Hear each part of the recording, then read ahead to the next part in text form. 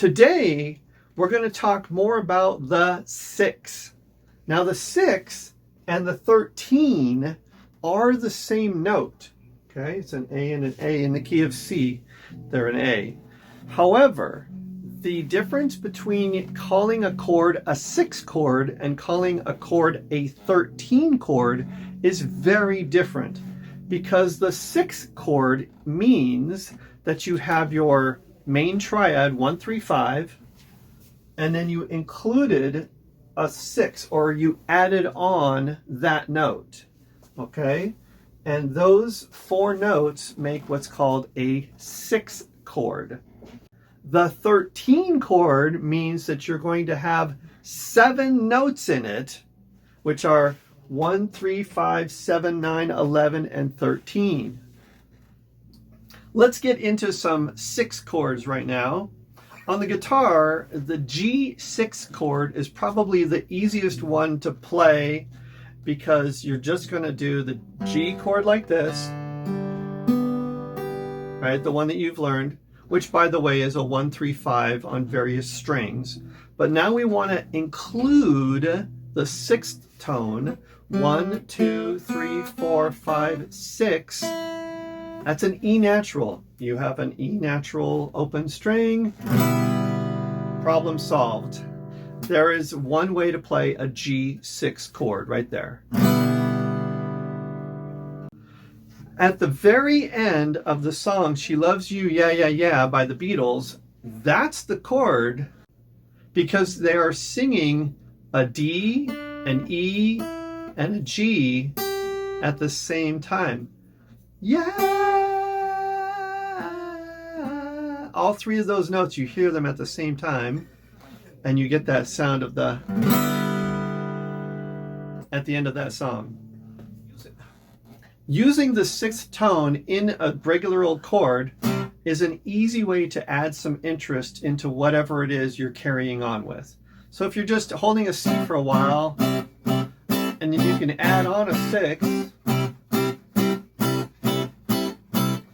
In my opinion, the use of the 6 chord is that it adds a little bit of interest to a major chord, but without distracting you too much or giving you too much tension.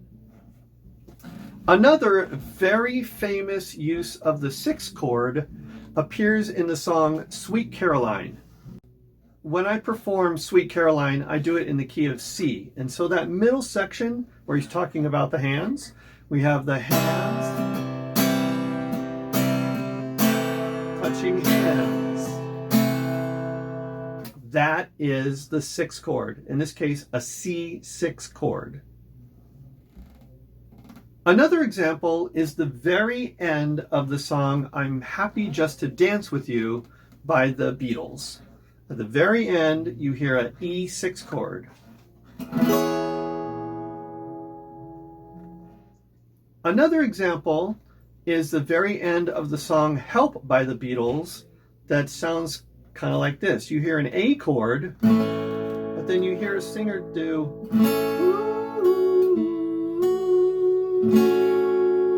Okay, and that gives the sound of a A6 chord. Now, let's go on to the D6 chord. We have the D like this. We've got to add in 1, 2, 3, 4, 5, 6. That's a B natural.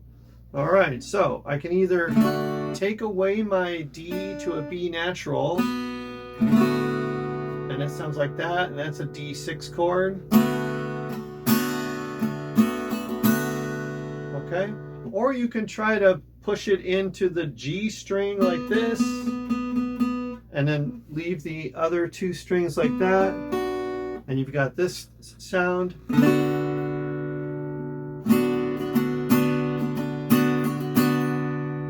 Okay, now let's go to E. We have to go up to our 6. 1, 2, 3, 4, 5, 6. That's our C sharp right there. Now you can put it down on the bottom, but when you do, it doesn't really sound like a 6 chord because it's so low. That note is so low. It doesn't really come across. So instead, let's put it up higher. 1, 2, 3, 4, 5, 6. Right there, there's a C sharp right there on the B string. Keep the rest of the chord the way it was as an E chord. Yeah, that's a nice E6 chord. Let's see. Let's take a look at some more. How about the F6 chord? Well, if we do an F chord like this, it's really just an E 1 fret higher, isn't it? Okay, here's our 6 up there. 1, 2, 3, 4, 5, 6. It's the same concept as we did with the E chord, but 1 fret higher.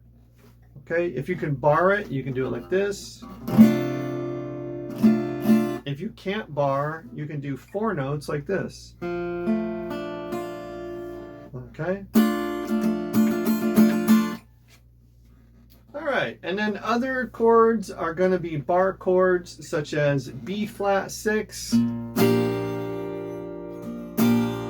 Okay. E flat 6 is a little more tricky because if you do it like this, okay, your 6 is going to be over here, and now you kind of run out of fingers. I can do those 4 strings, but it's really hard for me to add on that string.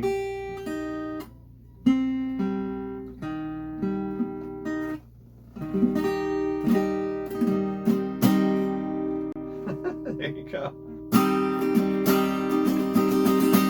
E flat 6, I did it!